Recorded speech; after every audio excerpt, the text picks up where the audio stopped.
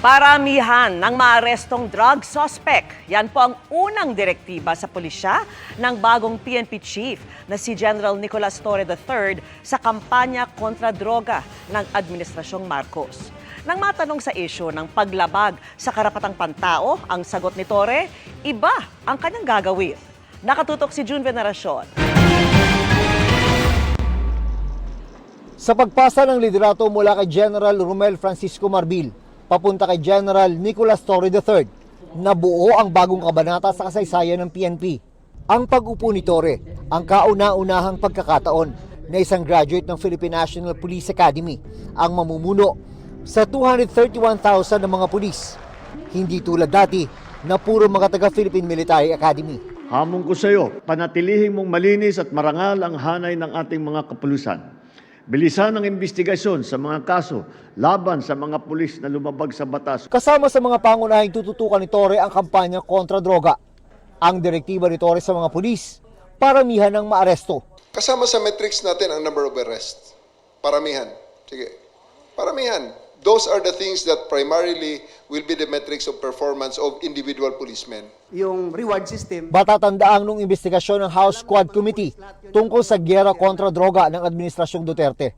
Ibinunyag ng ilang opisyal ng pulisya na may kailangan silang maabot na quota ng mga aarestuhing drug suspect. Kaya tanong kay Torre, baka mauwi na naman sa paglabag sa karapatang pantao kapag nagparamihan ng aresto? Ang sabi ni Torre, ibahin raw ang kanyang gagawin. Tandaan natin, yung mga tao na inaresto mo, hindi mo binaril, hindi mo pinatay. Buhay yan.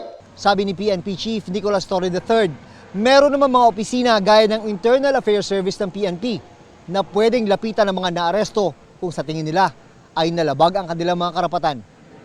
Paramihan naman ang mapapanalong kaso ang sukatan ng performance ng mga abogado ng legal service. Bago maging PNP Chief, si Torre ang nagpatubad ng pag-aresto kay dating Pangulong Duterte para mapaharap sa International Criminal Court. Kaya tanong sa kanya kung nakahanda rin ba ang pulisya sakaling maglabas ng warrant of arrest ang ICC o International Criminal Court laban kay dating PNP Chief at Senador Bato de la Rosa na siyang unang nagpatubad ng Oplan Tokhang ng Administrasyong Duterte. We'll just cross the bridge when we are there.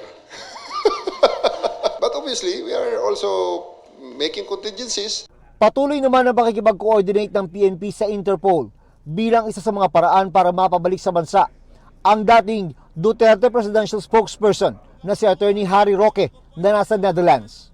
2 kapwa akusado ng ni Roque sa kasong qualified human trafficking ang naaresto ng PNP CIDG. Abogado naman si Harry Roque, di harapin niya. Kasi ito yung kaso na hindi mo na pwedeng dalhin sa kalsada o para rally. Sa ilalim ng kanyang pamumuno, wala raw padri-padrino kung promotion ng pag-uusapan, sabi ni Torre.